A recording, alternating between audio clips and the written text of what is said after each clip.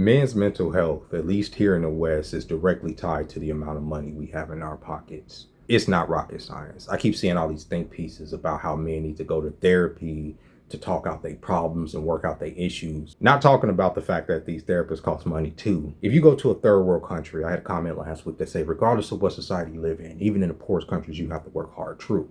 Because even when you live in the dirt, you still have to build dirt huts. But as a man in that society, your utility is still respected because you have the ability to build those dirt huts. You understand?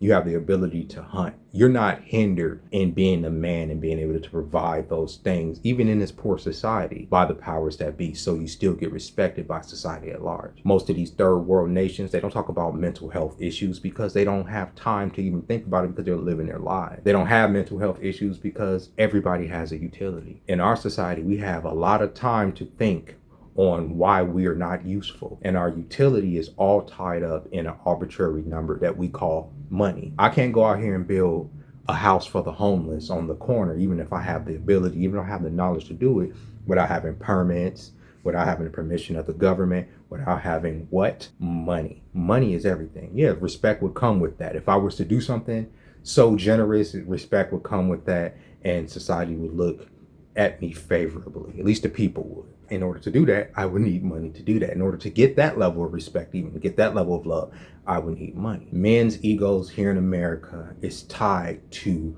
the amount of money that is in our bank account, and we are designed to be that way. From the very beginning, we were told that we have to go to school to get a good job, to make a lot of money, to get a pretty girlfriend. Now, y'all can call that the patriarchy, but that is reinforced by the media that comes from the internet, from TV, from the news. Can't date a man that works a 9 to 5 because at 9 a.m. I'm gonna look at flights and be like, hey, wanna go to Jamaica? And he's gonna be like, hey, gotta go to work. You can't work from your computer. And he's gonna be like, not my reality. Well, the reality you're in and the reality I'm in is two different realities. I wanna go eat lunch in Jamaica and come back. Star, why won't you be with someone more humble? Because I don't plan to dumb down my life. I don't wanna live regular. I wanna do the most. A man that loses his job and isn't able to provide for his wife, and his wife leaves him and the kids don't respect him. Seldom is that lady shamed. Seldom is some kids looked at as bastards because of that. They're looked at as, well, he couldn't provide. Fuck him, right? And that ties into mental health issues, right? A man's mental health and his ability to provide for the people that he loves is the one thing that is most important to a man's mental health above all else, above our physical health, above the way our friends see us, above everything. It's important for our kids to see us in a certain light, at least to see that we're trying to make a better life for them. And when they don't look at you in a certain light, that completely affects your mental health. And a lot of times that is tied into your ability to provide for them.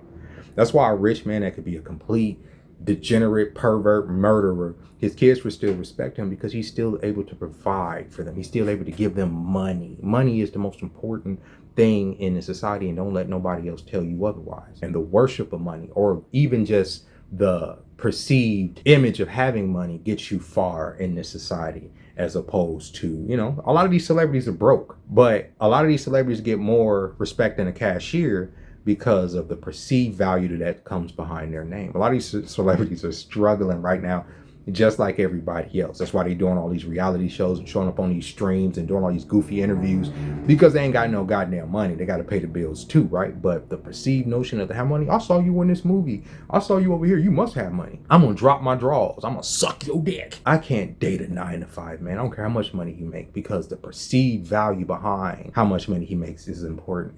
It's almost as important to how much money he makes. Restaurant manager at Applebee's making 6 figures ain't gonna get the same amount of respect as a celebrity that's making slightly more, that has a visible fan base and stuff like that, because we live in a vapid, greedy society, and that is directly tied into man's egos. A man's ego is tied into his ability to affect the environment around him. And when he sees that his environment around him is falling apart, right, is being taken from him, mostly by the powers that be and machines and all this other stuff, well, he feels powerless, right? He feels like he is a useless piece of crap in his own society. And that's why you have a lot of men having these mental health issues. You don't need a psychologist or a therapist to tell you why a lot of men are fucked up. You don't need that. All you got to do is look at their bank account. All you got to do is look at what they do for a living. All you got to do is hop online and see how society tells them the thing shit because they not making X, Y, and Z. That's all you got to do. Just look at the world. Like I say, in those third world countries, you go to a third world country, a man building a dirt hut is going to still get more respect by his women than the man here that probably can provide shelter for a woman, but he works at, a less respected job because that is society's design. Now, I'm not saying that a man from the West with a little bit of a bank account can come through that society and just swoop up all that man's honeys. That's what those passport bros and all that shit do. I get it. It happens. But what I'm saying is that if you lack, or there's a lot of things in your way that's keeping you from getting, society is going to explode. Right now, a lot of men feel slighted. And I know people don't care. And I've been talking about this for years. And the Red Pill community has been talking about this for years, but it's going to come to a head as jobs continue to leave this country, as more and more of a man's utility is stripped from society. You're going to start seeing more white nationalism. You're going to start seeing more tribalism. You're going to start seeing more of these back and forths between people because men have to find usefulness. That's why you see all these neo-Nazis rising, because they like, oh, I got to take back my country some way or another. And instead of going at the powers that be that are doing it, the actual powers that be that are making these automated machines and AI systems and robbing them of their 401ks and robbing their parents of their houses and their inheritance and all this, the powers that be, they want to go out the niggas and stuff. It's the old adage, you know what I'm saying? It's the tribalism. It's the easiest thing that the powers that be can use against us to keep away from them. And that's why so many men are trash right now. That's why you see so many so-called chuds online talking about, I hate this and I hate that and I hate this, everything but the system that has designed this. It's not even the women's fault as to why, a lot of this is the way, these women get on here and they judge us and they don't want to work 9 to 5 men. Well, society has told them that. Same society has told them, and it's not the patriarchy, it's a machine matrix, has told them that trying to build a life with a 9 to 5 man ain't it. You want to get there at the finish line, be pretty, and wait for somebody to come and swoop you up and pull you up out of poverty. That's what society has told these women. That's why they trying to go out there and have these hot girl summers. And they have a baby this summer with one man, have a baby the next summer with the next one, because they doing the lottery. You know what I'm saying? And hopefully one of these niggas turn out to be something. You're not having a hot girl summer. You're gonna sit down and have this baby. No. Shut the fuck up. No, fuck, I'm not.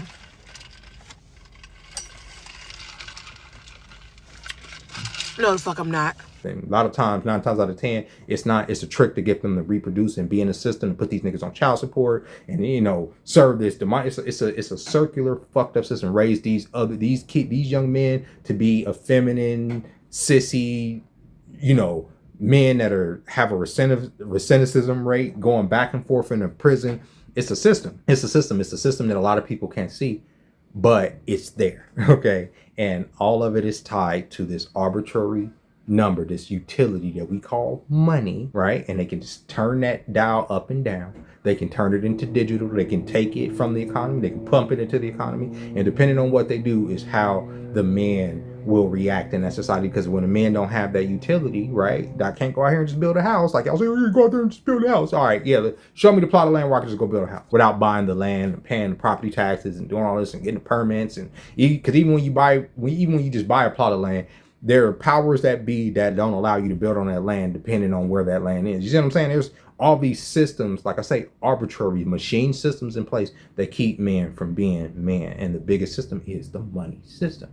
That's why so many men are fucked up. You had this guy, out of Iowa, Ryan McFarland. This man killed 8 of his family members, bro. Well, 6 of his family members and 2 of his wife's older kids. Like he literally went there and killed his whole fucking family. The only surviving member is one of his sons because of supposedly money issues they were having. These men tie their egos so much to their ability to provide for these families. And when they see that they're not going to be able to provide for these families, they're going to lose that ability to provide for their family, they would rather just take the whole fucking family out. That's usually,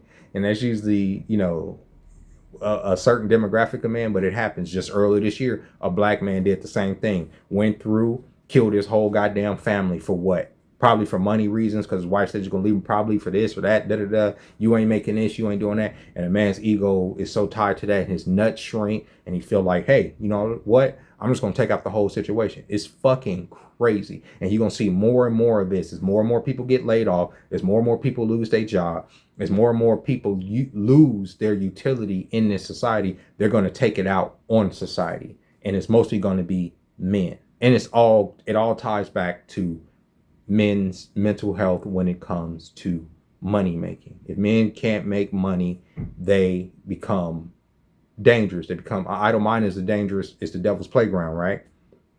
And men that are sitting around all day, you know what I'm saying, beating they meat, watching other people live their lives on stream, living vicariously through people, wishing that they had this, wishing they had that, build up resentment, bro. Build up resentment. And it's those dreams of just having just a basic life, maybe a wife, a kid, a house, go further and further away from them. A lot of men in their head, they're gonna look at it like, well, might as well burn it down. It's hard for me to believe, like, you know, I had the taste of the family life and all that for damn near 20 years. It's hard for me to believe that there are a whole generation of young men coming up believing that type of life is so far afield for them. You understand? And then you even taking away the little bit of power that they do have when you're, you know, increasing gas prices, when wages are staying stagnant, when you're telling them that, you know, in a couple of years, the robot's going to be doing all your jobs. So they're like, damn, what the fuck am I going to do if I can't compete now in this system right now when there isn't a robot up there taking my job? When can I compete? When am I going to be able to have my turn at the American dream, or at the dream in general, or my dream, whatever dream? With that being said, ladies and gentlemen, it's not rocket science as to why so many men have mental health issues. It all goes back to the almighty dollar, or the lack thereof. And with that being said, ladies and gentlemen, I'll catch y'all next time. Bye-bye.